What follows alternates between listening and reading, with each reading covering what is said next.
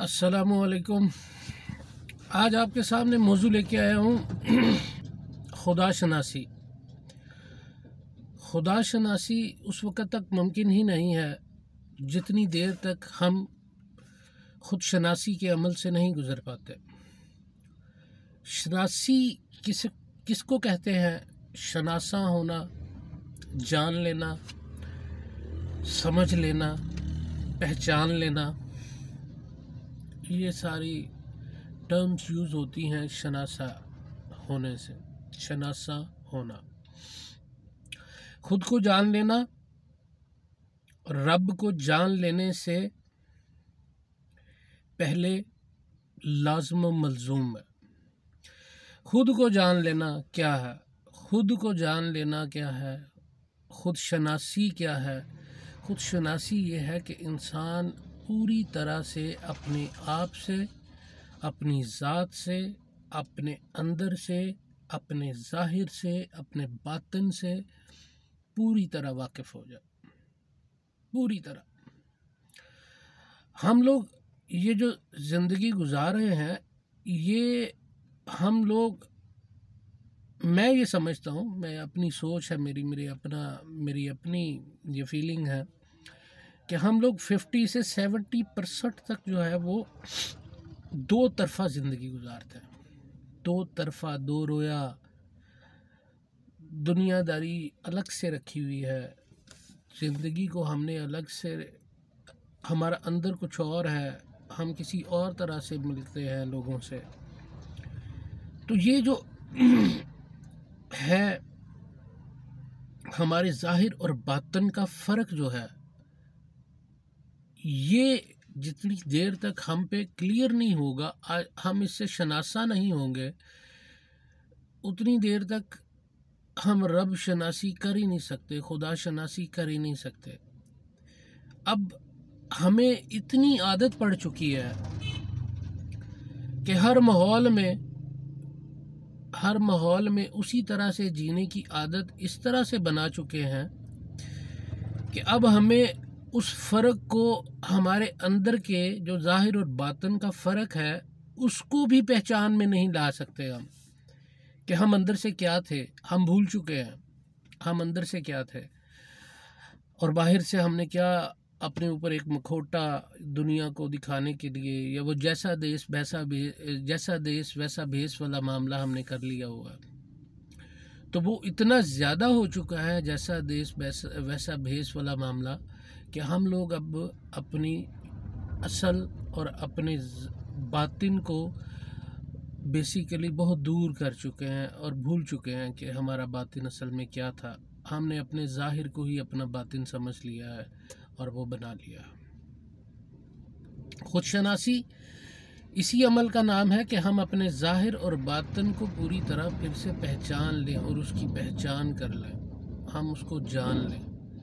हमारे अंदर रब ताला ने बहुत सारी सलाहियतें दे के पैदा किया, अशरफुल मखलूक़ात बना के पैदा किया, जिसमें इतनी ज़्यादा सलाहियतें दी, और सबसे बेहतरीन सलाहियत जो हमारे पास मौजूद है वो है हमारा दिमाग, हमारा ब्रेन, जो कि जानवरों और दूसरी मखलूक़ात को अता नहीं हुआ। इसी की बिना पे हमने अच्छाई और बुराई की तमीज़ करनी है। इसी की बिना पे हमने अपनी ज़िंदगी को अच्छे और एहसन तरीके से बसर करना है। इसी की बिना पे हम तहज़ीब को, तमद्दन को, अदब को, खलूस को मैयर करते हैं। ये दिमाग है जो ये सारी मेजरमेंट का पैमाना है। यही वो टूल है जिसकी वजह से हम ये सारी की सारी चीज़ें कर पाते हैं। इस दिमाग को हमने इस्तेमाल करना बेसिकली लोगों पे शुरू कर दिया है, अपनी ज़ात पे छोड़ दिया है। तो आज हम पहले तो खुद शनासी के ही बारे में बात करेंगे कि खुद शनासी जो है वो है क्या, और हमारे अंदर क्या था और हम बाहर से क्या बन चुके हैं। खुद शनासी का अमल उतनी देर तक जैसे कि खुदा शनासी का अमल उतनी देर तक मुमकिन नहीं जितनी देर तक हम अपनी खुद शनासी नहीं कर लेते, इसी तरह खुद शनासी का अमल उतनी देर तक मुमकिन नहीं जब तक हम अपने आप को अपने ही कटहरे में, अपने दिमाग के कटहरे में ला खड़ा नहीं करते। हम अपनी अच्छाइयों और बुराइयों में तमीज़ नहीं कर सकते। जिस वक़्त तक we are always the right वाला फार्मूला और वो एक कोटेशन कि we are always the right, ये हमारे दिमाग में पेनिट्रेट हो चुकी है कि हम हर वक्त ठीक है और हम हर वक्त दुरुस्त है। जितनी देर तक हम इस कोटेशन से बाहर नहीं निकलते, हम उतनी देर तक अपनी खुद शनासी के अमल से नहीं गुजर सकते। अब खुद शनासी का अमल हम रोज़मर्रा ज़िंदगी से भी हासिल कर सकते हैं, लेकिन उससे पहले एक बहुत प्यारा एनालिसिस है। वो ये है कि हम अंदर की खुद शनासी के अमल से पहले जो इंसान के अंदर नफ्स की पैदा की गई अलाइशें हैं, गलाजतें हैं, बीमारियां हैं, मुख्तलिफ वर्ड्स इनके लिए इस्तेमाल किए जाते हैं। नफ्स के चाले हैं, मैं तो इसको अलाइशें और इसको नफ्स की बीमारियां और नफ्स की चालें, ये सारी चीज़ों से पुकारता रहता हूँ। जितनी देर तक हम अपने नफ्स से आशना नहीं होते, उतनी देर तक हम खुद शनासी से अमल से नहीं गुजर सकते। खुद शनासी का अमल उसी वक़्त मुमकिन है जिस वक़्त आप अपनी नफसानी ख्वाहिशात को अपने सामने नहीं रख लेते। नफ्स की ख्वाहिशात, नफ्स के चाले, नफ्स की बीमारियां, नफ्स की अलाइशें, उनके बारे में नहीं जानते। अब पहले नफ्स की बीमारियों के बारे में बात करते हैं।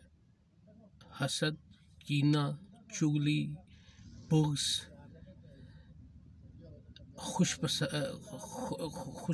खुशामद पसंदी, खुद पसंदी, ये सारी नफ्स की बीमारियां, ये इलाइशें हैं,